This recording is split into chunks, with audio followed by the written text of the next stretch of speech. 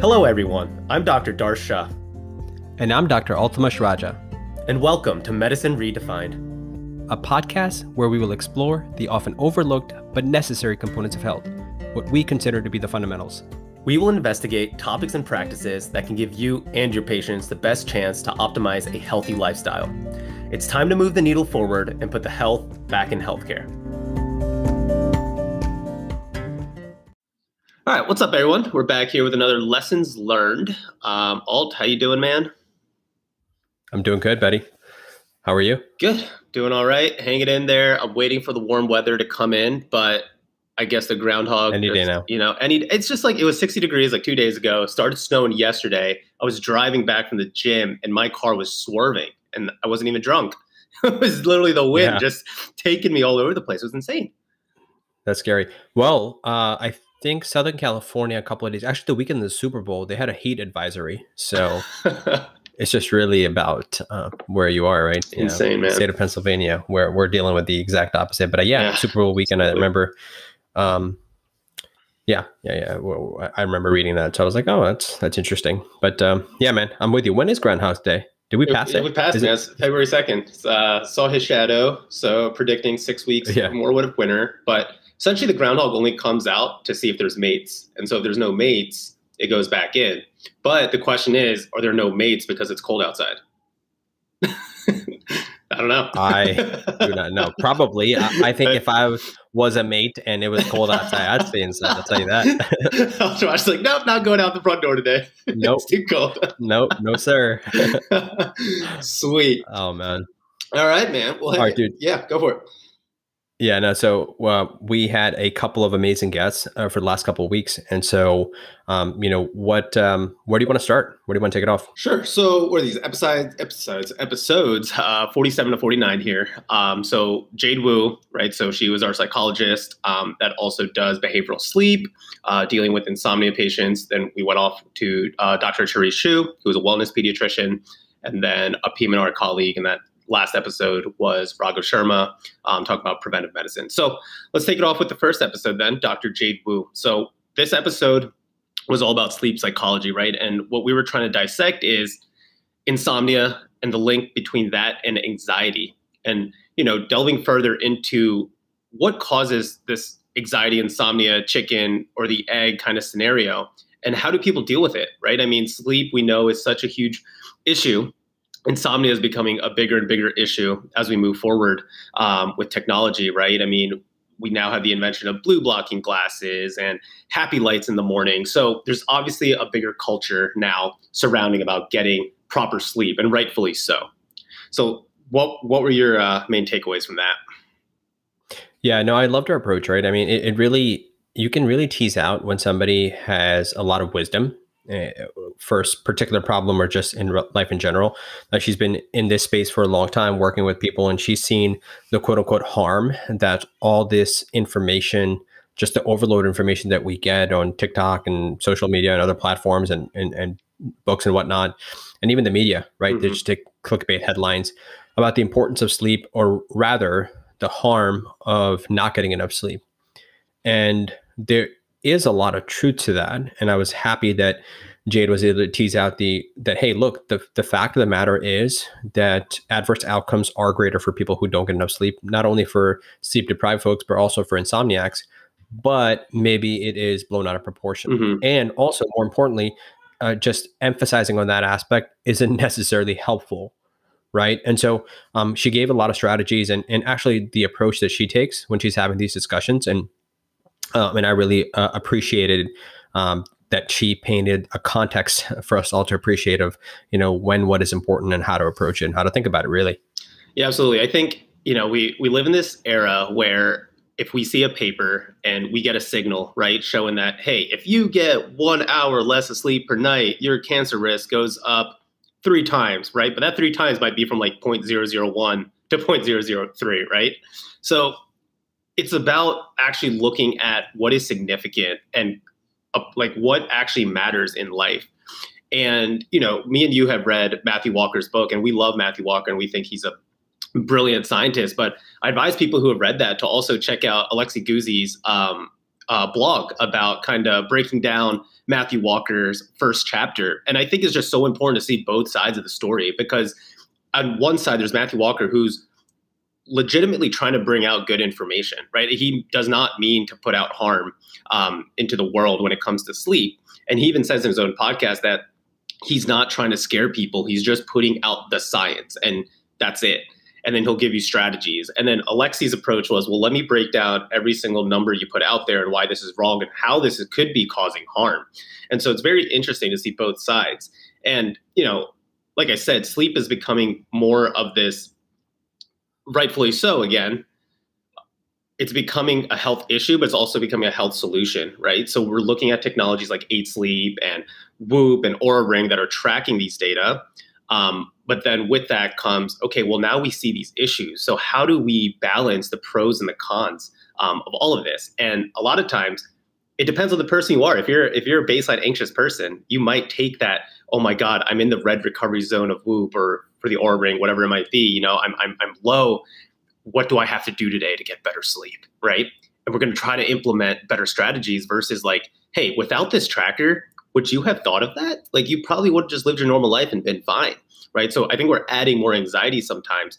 But then if you're on the other side of, you know, if you're baseline not too anxious and you know how to deal with that data, I think you're pretty okay with understanding the data and using it in a retrospective manner and saying, okay, well, these are the things that kind of made my sleep worse. So in the future, let me just try to have better habits. Yeah, no, that's extremely well said, man. I think that first and foremost, there's no question about it that lack of sleep in whichever form, however you're, you know, whether it's truly deprivation versus insomnia, is detrimental to long-term health, right?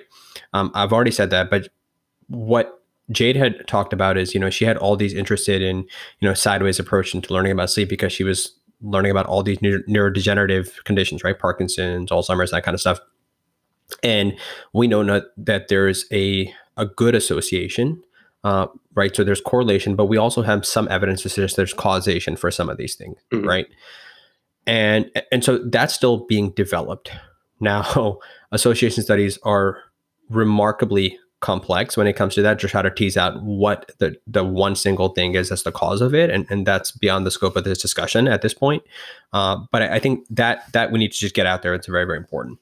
Kind of what you're emphasizing, or I want to come back to the point about, you know, Matthew Walker's book and Alexi Guzzi. Yeah, something like that. Hope I'm not getting it right.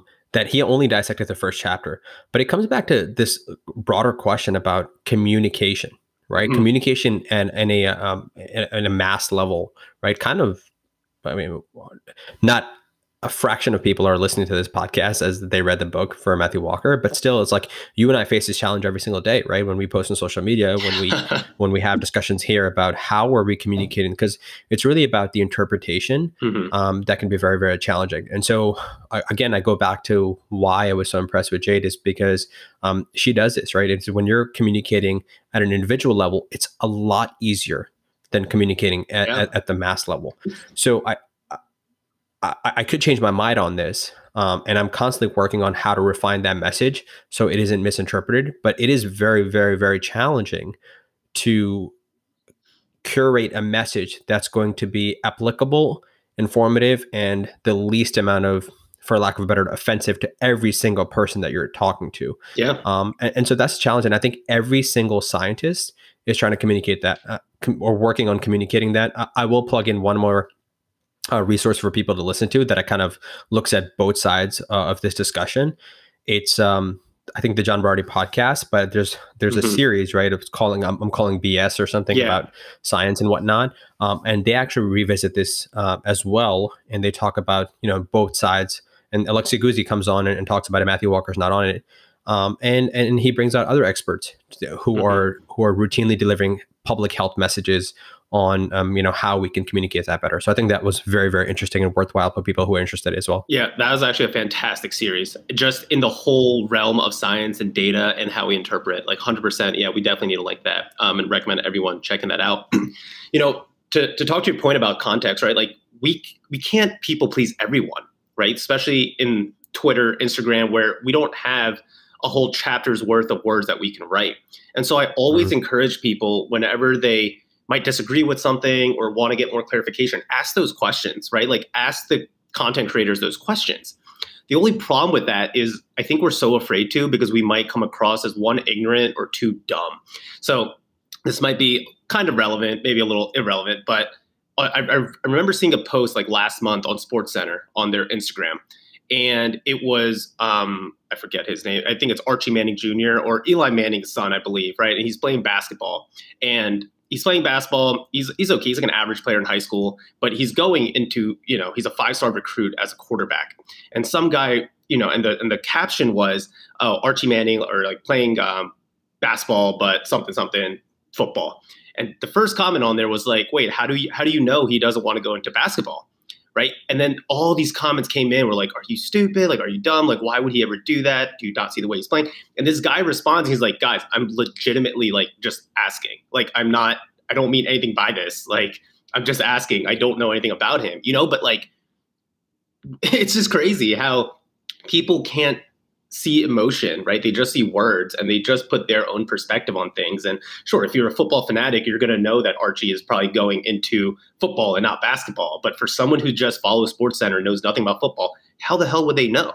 Right. And I think we see that culture so often, and it prevents people from asking genuine questions because they feel like they're going to get bullied or ganged up on. And it's like, you know what? It's not worth it. So it just kind of reminded me of that when you brought it up.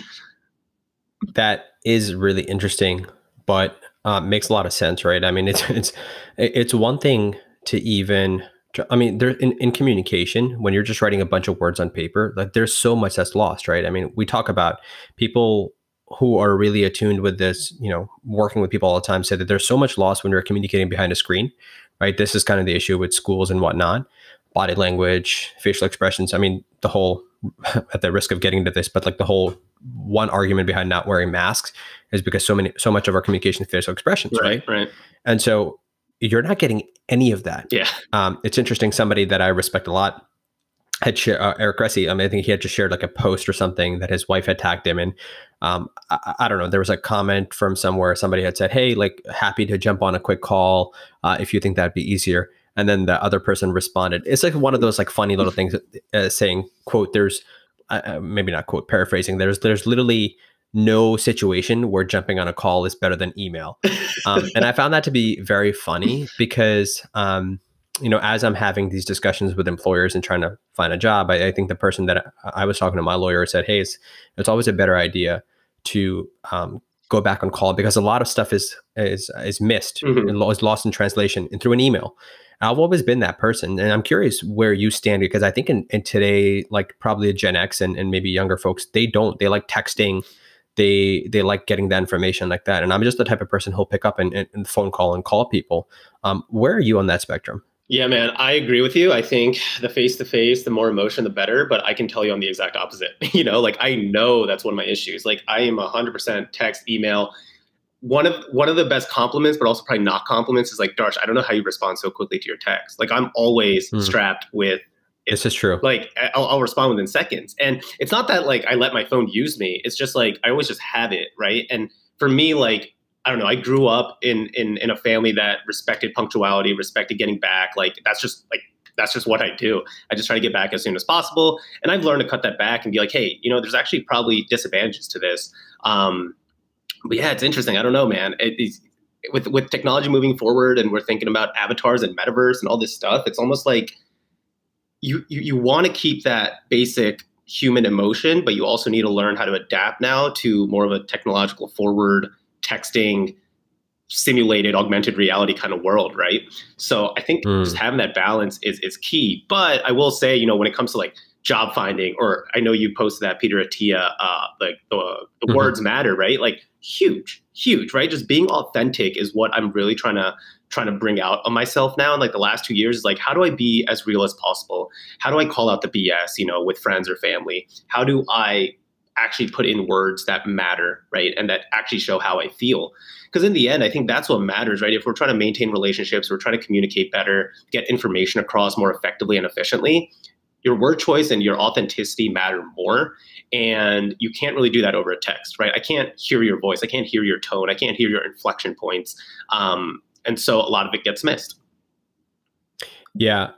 And to your point, and to devil's advocate, to my own point, what I'll say is that you also have to know yourself, right? If you're somebody who has a very harsh tone, or you have high levels of anxiety, and it might be a quote unquote crucial conversation that you're getting into, you might want to not use that, because that might end up, you might end up shooting yourself in the foot. So that's where there are tons of tactics and strategies to learn how to communicate efficiently in email as well. Yeah. Not only efficiently, but also effectively, right? Email and text messaging, that kind of stuff. And so using those types of, again, words and whatever it might be, codes or whatever you're going to use to leverage your own style of communication is going to be super, super critical. I think the book Changemaker that we've both read and we've enjoyed, they've got a whole section on feedback and how to receive and deliver effective feedback. There's actually a book that's on my docket. It's called Thanks for the Feedback, that I just looked at the summary of, and it's very, very interesting about actually receiving feedback, but also giving it, and effectively, and not offending the other person. I mean, again, we're well outside of the scope of what we intended to discuss here, but I think Jade would be happy, because again, as a clinical psychologist, this is probably up her alley just as much. Sure thing. All right, so I'll bring it back to the insomnia.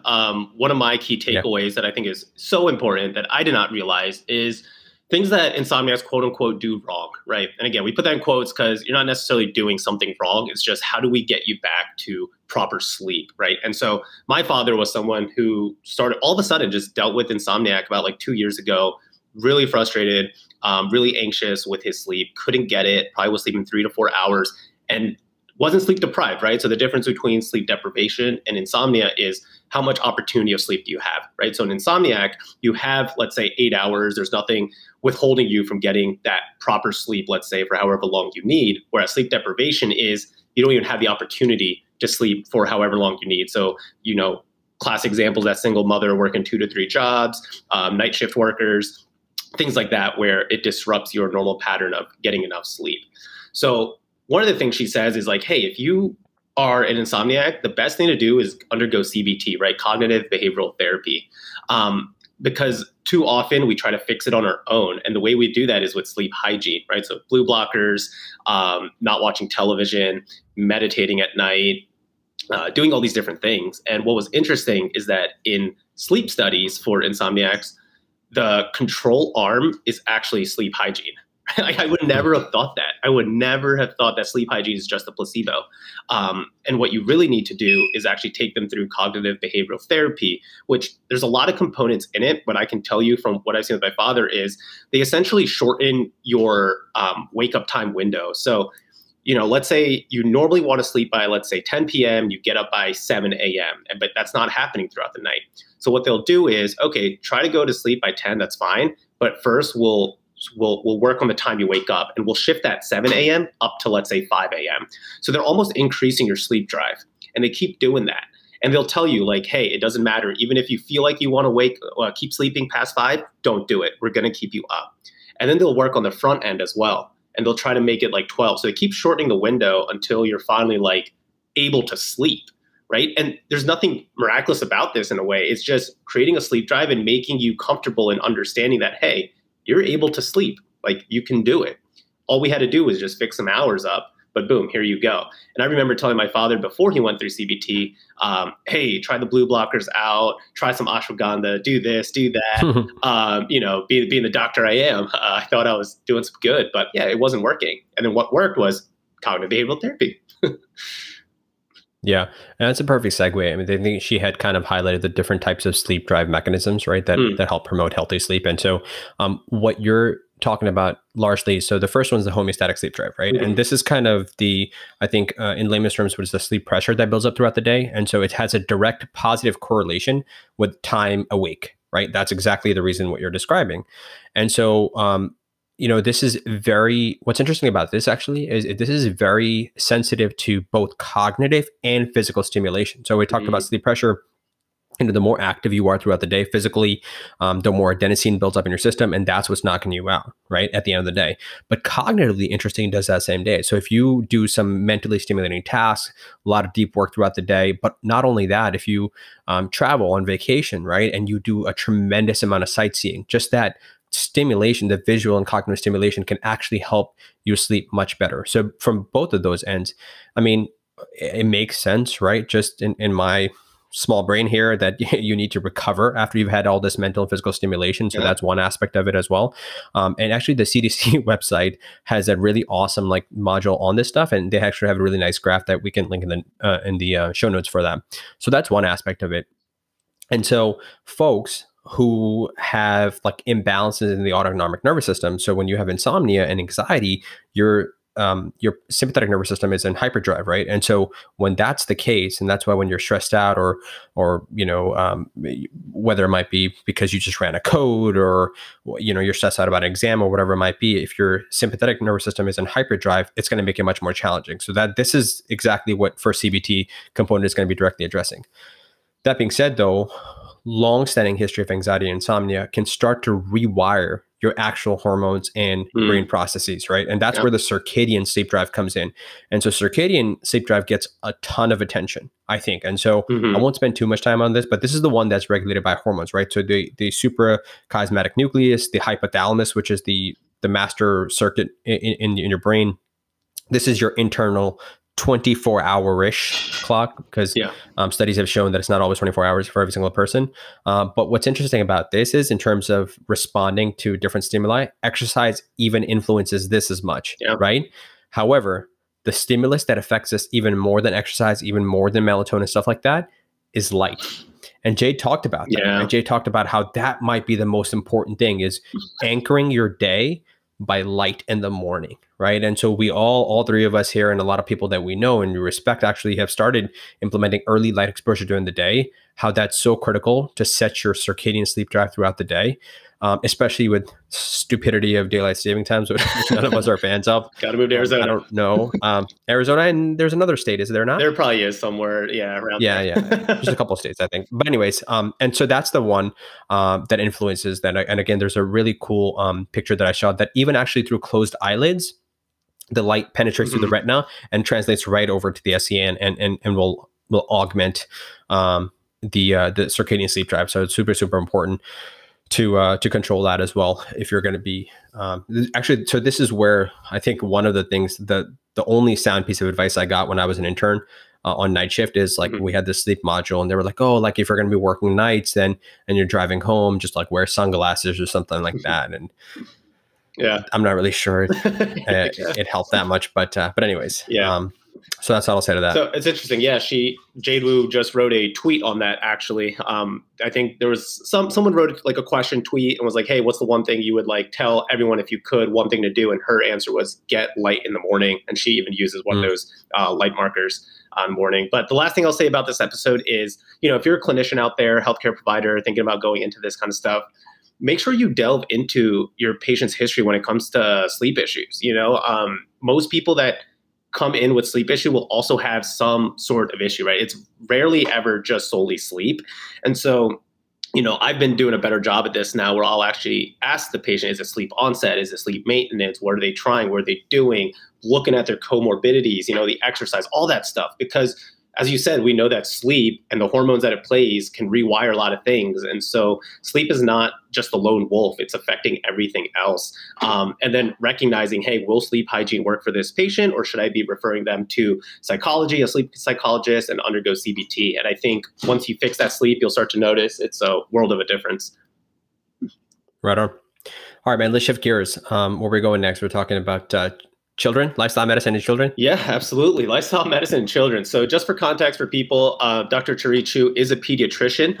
She works at a practice, I guess, with other colleagues, but then she's incorporating lifestyle medicine into that practice. So unlike some of our previous guests who might have been doing direct primary care or functional medicine, having their own practice, their own lifestyle medicine practice, she is bringing in the concept of lifestyle medicine into her practice. So. Yeah, man, I think for me, I'm going to keep this short and sweet. I think there were two really, really big ones, which we can touch on a little bit more. The first one that we start off right off the bat, talking about the importance of treating the whole family, right? Again, the either pro and con, depending on how you looked at it, is you have multiple patients in the room. That's not, I didn't get the sense from her that that was her approach. Rather, she talked about how, well, she actually had a backwards approach, right? I often we think about how whatever the parents are doing, whatever the lifestyle the parents are going to be, they're going to model that behavior and the kids are going to follow suit. And that certainly is the case. However, she talked about how often she's treating the patient, the children, and they start making changes. And then because the parents are the one helping implement the changes, they're starting to mimic the children, right? So it's a backwards or reverse psychology type of situation. But it was really, really fascinating that I started thinking about. It makes sense though, because now being a parent and the sacrifices you start making, you want the absolute best for your children. And so if you're going to start making healthier meals for them because you want them to be better, it just makes it easier to make one meal, right? I would not endorse that. You have one meal if alcohol is going to be part of it, or really a couple of other beverages that you probably children shouldn't be partaking in. But yeah, I thought that was really interesting. That is very interesting, man. Families that stick together and kind of do the same thing see better results. I think everyone can agree to that. And we always touch on how parenting and modeling and behavior is so crucial to kids growing up, right? I mean, it's like a monkey see, monkey do.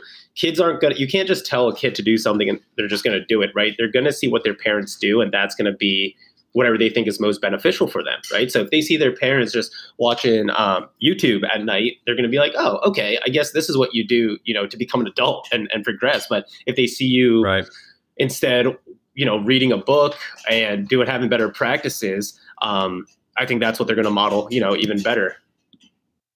Yeah. Yeah. And she had talked about exercise, right? I mean, her disclosure was that exercise is not one of her favorite things to do in terms of the pillars of lifestyle medicine. However, incorporating play. I mean, and this is what I think you and I have done a good job about saying, hey, let's just incorporate movement. And how do we do that, right? For her and their family, hiking is a way to do it, right? And you're killing, I don't want to say multiple birds, but you're knocking off separate things, right? You're getting outside, so you're getting the sunlight, you're getting active, you're getting fresh air, and you're interacting with nature. And I think there are a host of benefits that come with that too. And so that's important.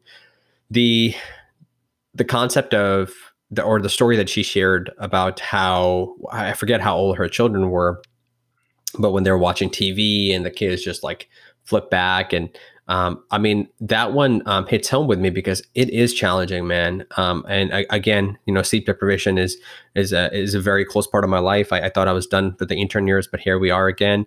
And I have a new sense of appreciation. But at the same time, there are days when you come home, you're tired, and you just mindlessly scroll through social media. Yeah. I've mentioned to you before, sometimes I don't even know how I get an Instagram. Yeah. Like it's even worse now, right? You're just on autopilot at this point. Yeah. And now my daughter is getting old enough where she starts to recognize the phone. Like if I put a camera on her face to just record her reactions or something, because I want to get something that's cute, she'll immediately stop or look at the camera. And it's wild. She's not even 3 months old. And it's really interesting how attentive they are to you right off the bat. Right. Hey, what are you doing? And stuff like that. And so it would be easier. I can imagine it would be easier as I come home, I'm exhausted, and I just want to finish my meal, that you just hand them something that's high stimulation. Right. Like she had talked about low stimulation toys versus high stimulation toys, like social media and really every colors and screens and everything happen like that, how that's the easier path. But she really encouraged parents and even our listeners and me, honestly, that if you take the harder path now, there's going to be a brighter future ahead for sure. So let me ask you this, right? Because you're a new father, and we were talking a little bit about this offline, but I think it's going to be valuable for our listeners to at least think about these topics. So we're obviously, new parents are in this quote unquote personal development generation. I mean, that's what we care about. We care about passion. We care about self-development. So how do you balance that, right? This self-growth, quote unquote selfishness, getting your career in line, doing the things you want to do. We talked about meditating, reading, working out, but then also, and doing those behaviors, hoping that, your daughter will see that and also follow suit, but also being more present with your daughter and understanding that, hey, you're going to have to sacrifice some of these things in order for her to even be mindful. Yeah, I think what I'll say is I haven't figured it out yet. Yeah. It's I'm still very really new at this, and it's very challenging. And I imagine right now it's two of us and one child, and imagine when you have two children like that, completely, you get outnumbered, so it's going to be even more challenging. I think the fact that we just had a conversation with her and about mindfulness in children, how important that is. What I just mentioned, that I've started really appreciating that she's looking at me, and so sometimes when I'm looking at my phone and like I've just fed her or something, and she's like looking at me, and then I see her turn over to my phone, I was like, okay, I got to put that down. Right? Is I need to be mindful in this situation.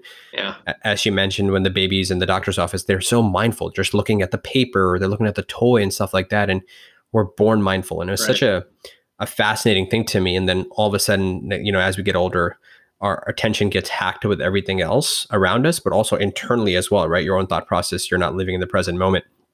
So it's just a constant reminder to just keep myself accountable when it comes to that. Obviously, the other aspect of learning and stuff, the things that we're passionate about, well, what I'll say is it's good to have good support staff, good partners, and I thank you for this with your flexibility, right, to be able to get on a podcast whenever and move things around and be able to carry the load.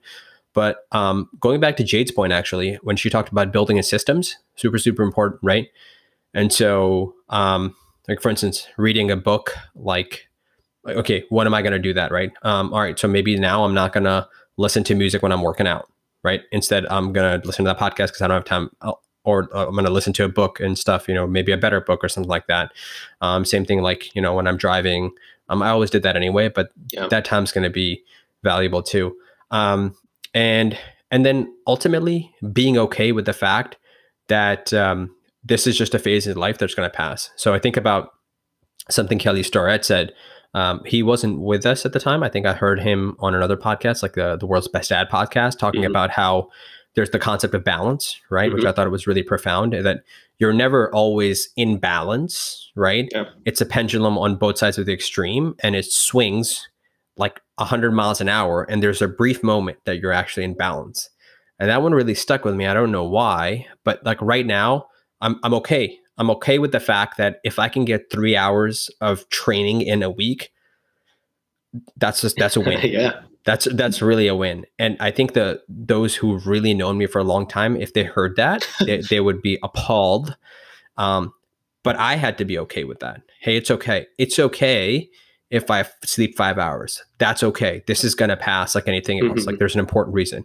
And this all comes back. I mean, we've talked about this on time and time again about, hey, just be kind to yourself. Like, hey, look, no, I'm not going to develop coronary artery disease because I've missed like a few weeks. Like, you know what I mean? Yeah. Like, it's okay. You control what you can control. Dude, it's so key. It's funny. I was thinking about this yesterday when I was at the gym. So like, I've been pretty impressed with my own just progress with hypertrophy, cutting, all that kind of stuff. And it's funny because obviously when COVID came around, I wasn't doing anything. I'm so kind of quote unquote OCD about getting to the gym. I can't really work out at home. I try to do some things, and I was, plateauing, or I wasn't really making gains. And I look back and I'm like, wow, it was just a phase, right? Like looking back, I'm so okay with what happened because listen, in the end, if you want it, you're going to make it happen. And when things kind of, again, that pendulum shifts and now gyms are back open, you have that opportunity to now go and do what you want to do.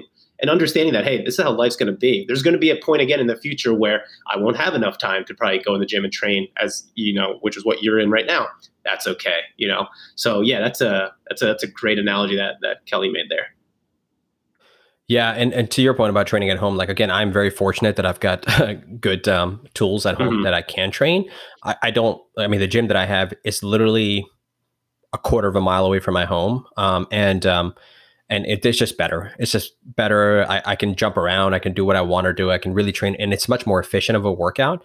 But a lot of my sessions, I've started training at home. So like if she does cry, I can stop my workout and pick her up, right? So a 50-minute workout sometimes turns into an hour and 80-minute workout. This just goes to show you that's this is the beautiful example. That was not scripted right there, folks. But yeah, an hour and 40-minute workout. That's amazing. And it's less efficient, but I can get the tasks done. And that's all right. Yeah. Like it's not always about being 100%. Sometimes 80% is just fine. Cool. Nice, man. The last thing I wanted to bring up about this that something that's important to me, at least, that, I saw a lot of when I was shadowing pediatrics as a third-year medical student, was just quote unquote bad behavior by parents when they would bring their children in to the office. One of the things that got me under their skin was just blaming their child for things, right? So child's not reaching the growth, or they're reaching it too much, right? Obesity, they think it is on the way. Ears aren't clean. There's too much wax. And parents would be like, I told you how to clean your ears. I told you to do this. I told you to do that. And, it's almost like disrespectful to kind of just blame your child in front of somebody else. And children are smart enough to realize, like, damn, you're kind of throwing me under the bus here, even though I didn't do anything wrong. But that sets you up for future. That sets the kid up for future failure and just future trauma too, And I think it should really be a better rapport and relationship between the father and the kid, and working together to see, hey, what works? How can we make progress? Let's ask the doctor for guidance and say, hey, is this something that's not on the kid? Is this, who should take onus for this? How should we be better? And making it just more of teamwork more than anything. And for parents to be engaged during visits, right? Dr. Chu mentioned one of her pet peeves is parents kind of just being on their phones, not present.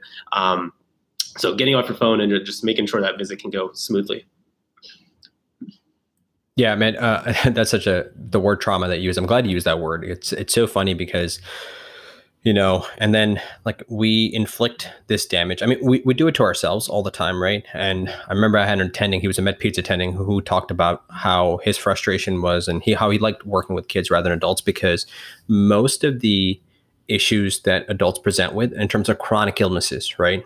Whether it's COPD from smoking for a long time, diabetes for not taking care of themselves, or whatever it might be. Those are self-inflicted things. Kids, that's not the case, right? They're ill because of a respiratory issue, or like a viral issue, or whatever it might be.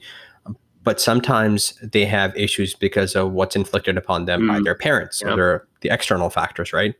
And that's kind of what you're talking about. So the emotional aspect is not what he was alluding to at the time, but man, is that critical, right? And again, nowadays when, again, we're talking about the mental health issues and what this pandemic has done to folks from that aspect, 10, 20 years down the road, what trauma we experience now, how that's going to manifest its rear its ugly head, that's going to be a real problem. But again, it just goes back to just throwing Band-Aids on and patching it up. Don't worry, we'll patch it up in 20 years from now, right? And as we're going to talk about a little bit, preventative medicine, how could we do that? And that's kind of what you're touching to. So I think that's a good segue, man. Yeah, let's shift into preventative medicine. Cool, man. Yeah, so our last episode here was with Dr. Ragav Sharma. So he's an intern right now in Chicago, but we'll be doing PM&R at Wisconsin. So it's cool to see having another physiatrist resident, closer to age to us, coming onto the show. So yeah, this episode was all about preventative medicine. He has his own podcast called the Preventive Medicine Podcast. There we go. Got that one right.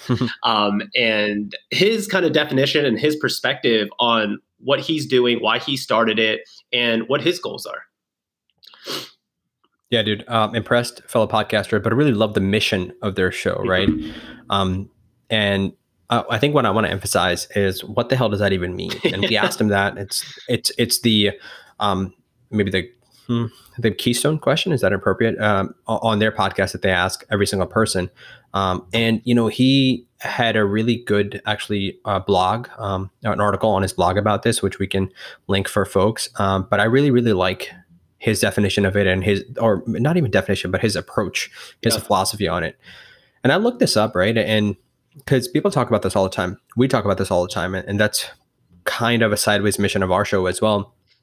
But, preventative medicine means different things to different people, right? The dictionary definition is like the action of stopping something from happening or arising. It's pretty vague. Although that's admirable, right? It's not realistic. It's just not, right? And I think the way most of us refer to preventative medicine is like risk mitigation, or even delaying injury or disease or the outcome, right? What have you. And I think that's really, really important to understand, especially when it comes to health. Like, things are really, really, really messy. Right. I go back to a story, the same attending that I just talked about, med peds. I remember seeing a patient. This is me as a third-year medical student, and a patient came in, and she was young, man, maybe like 32, 33. And I asked her about smoking, right? Because you getting that amazing social history Yeah. Oh, when you're yeah. a third year medical student. Oh yeah, like you're getting it all. And she was like, yeah, I'm smoking. And I was like, okay, well, so this is an opportunity to intervene as a third year medical student. So I was like, well, it's not good for you, blah, blah, blah.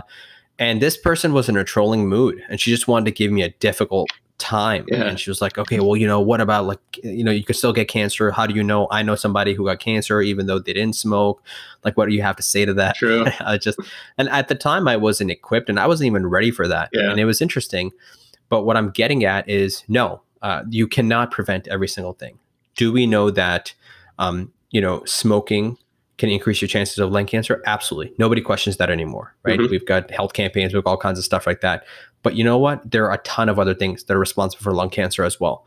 And so the point that I'm trying to make, and what Raghav's made over and over again, is that no, when it comes to health, like again, it's a multifactorial cause for a lot of these outcomes. Yeah. And it's about really about risk mitigation.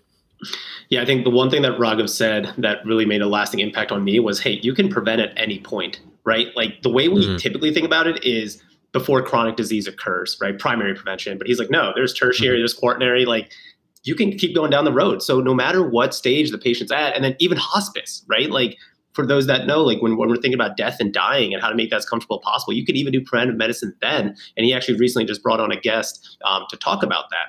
But when I look at it, right, and I look at it from a global perspective in terms of how do we do this? It's the fact that we don't get taught in medicine, like on the wards, you don't really get taught preventive medicine.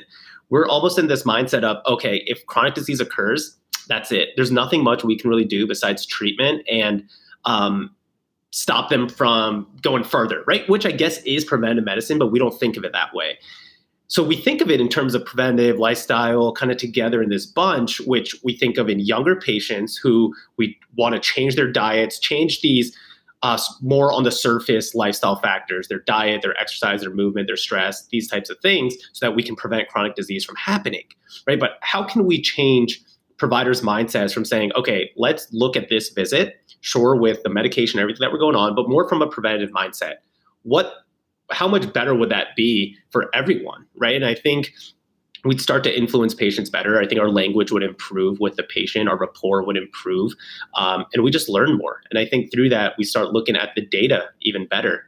We start answering those questions that we always had at the back of our minds that we never really ask, because a lot of times we're like, oh, whatever, this person's going to get cancer. This person, I can't stop this. I can't stop that.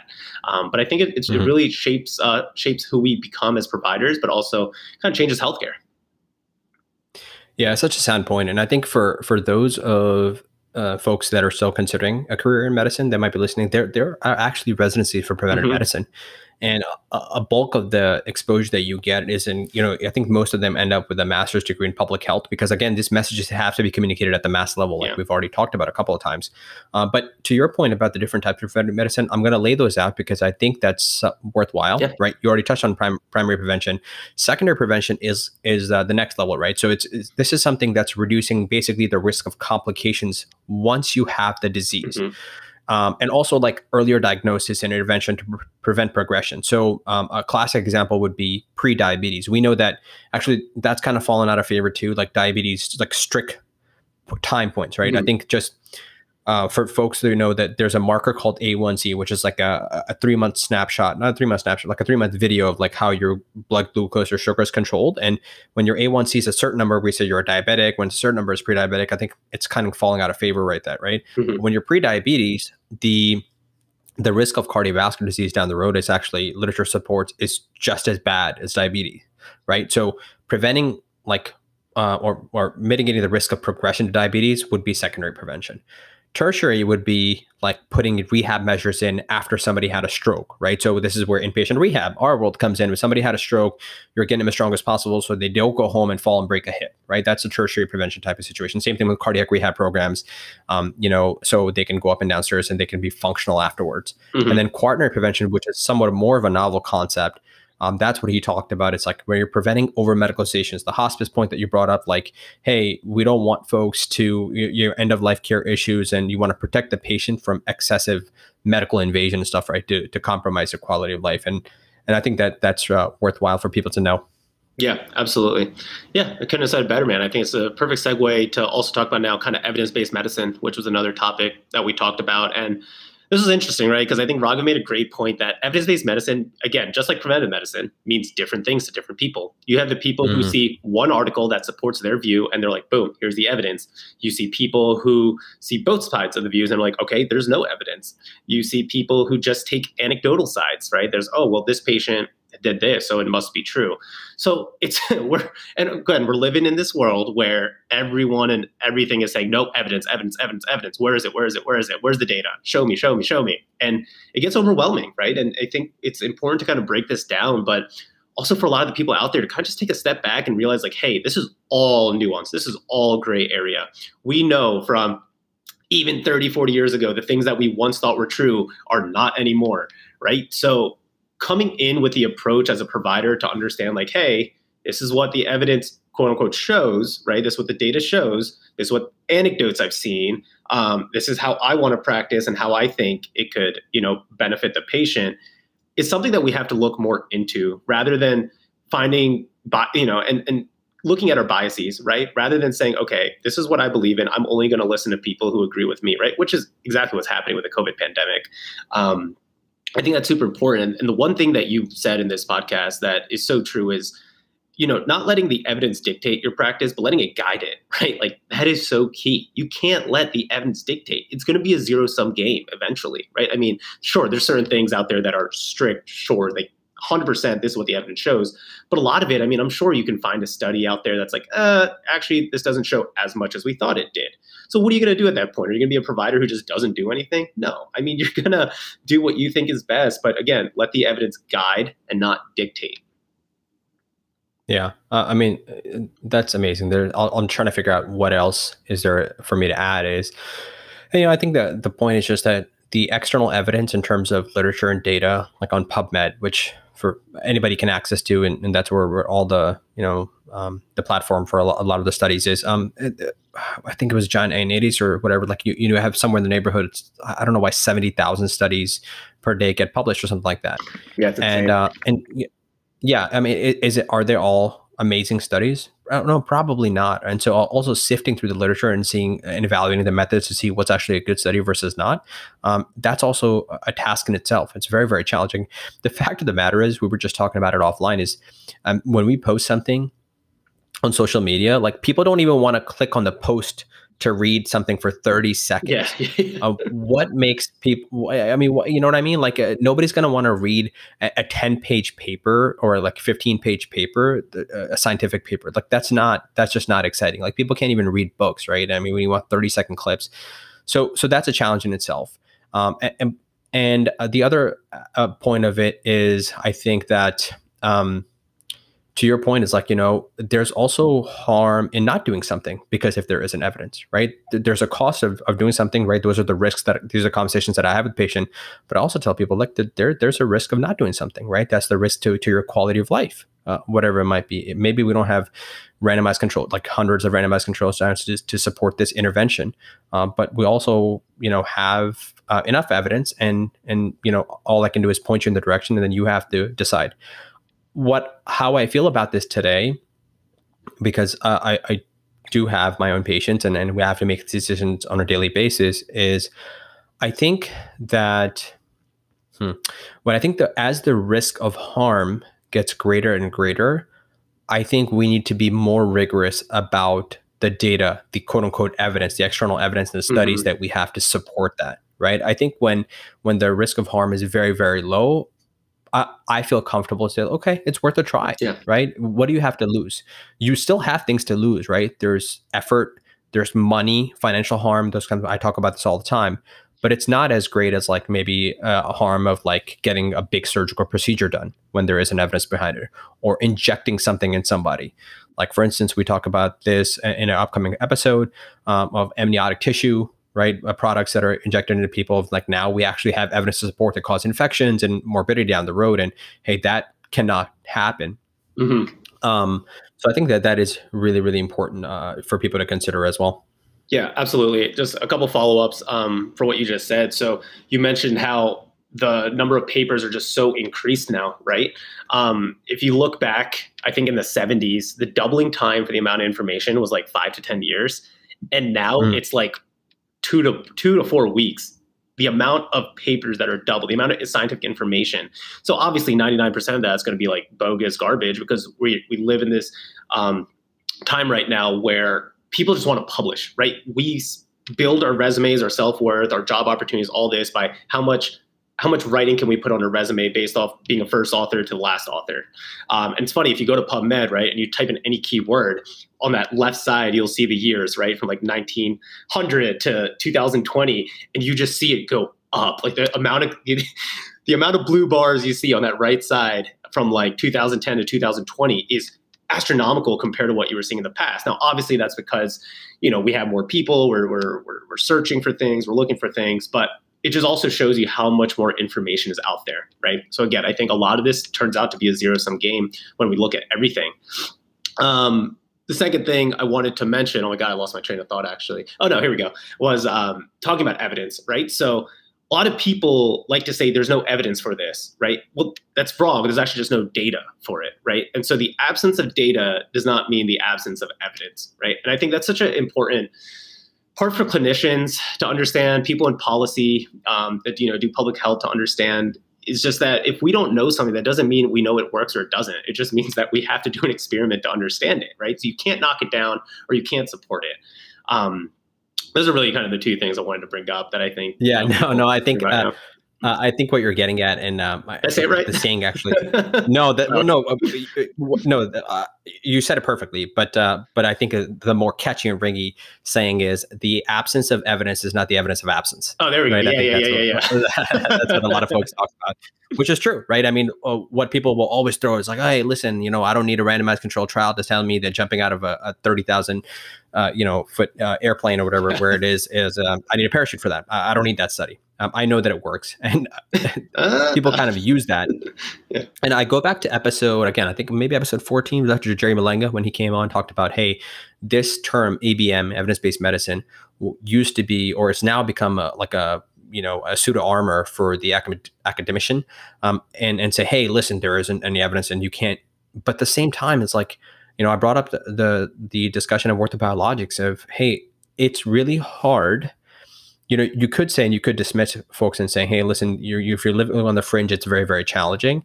But at the same time, discovery only happens when you're exploring things and you're walking the boundaries. Mm-hmm. But that being said, that is why it's so critical for the folks who are quote unquote on the fringe, right? Who are maybe, or fringe isn't a great word, so I'm going to use the word forefront, right? Who are at the forefront of medicine, who are the pioneers, who are looking for discovery. It's very, very important for those folks to do it the right way, right? So have the right intentions, because patients are the ones who are going to end up suffering.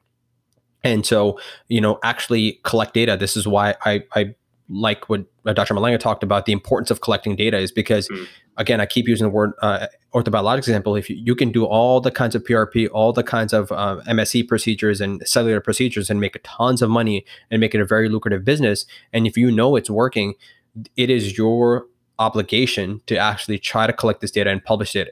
If you're not going to publish it yourself, give it to somebody who can publish it, right? Because that is how progress gets made. That is how PRP gets covered. Right. Yeah. We know that PRP is far superior when it comes to knee osteoarthritis, which is the most prevalent condition, at least in this country, for musculoskeletal type of issues.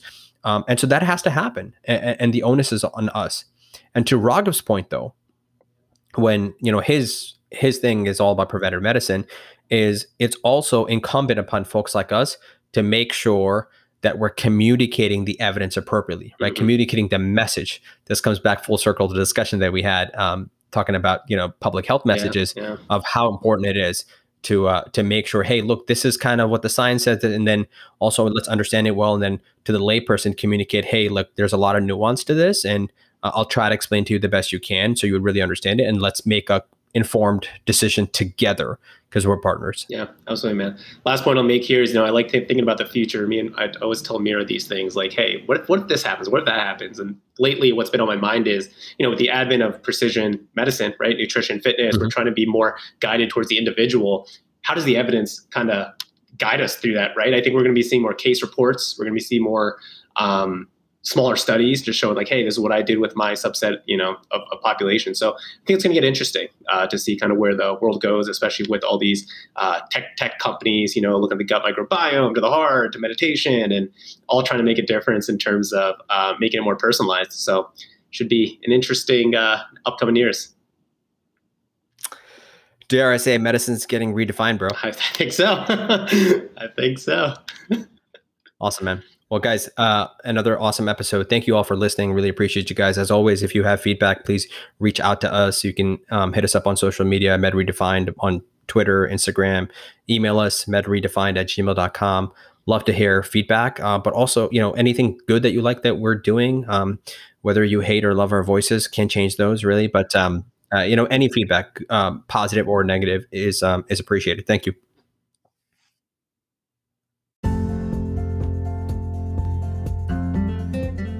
Thanks so much for tuning into this week's episode. If you're enjoying these short form podcasts, please leave a 5-star rating on Apple Podcasts or Spotify or wherever else you listen to these episodes. And if there's anything that you think we're doing well or that you wish to see, please leave us an email at medredefined@gmail.com, or you can tell us your thoughts through leaving a review. As always, if you are enjoying this and you think others will as well, please go ahead and subscribe and share these episodes with your loved ones. Time for that medical disclaimer. Everything in this podcast is for educational purposes only. It does not constitute the practice of medicine, and we are not providing medical advice. No physician-patient relationship is formed, and anything discussed in this podcast does not represent the views of our employers. We recommend that you seek the guidance of your personal physician regarding any specific health-related issues. Have an awesome week.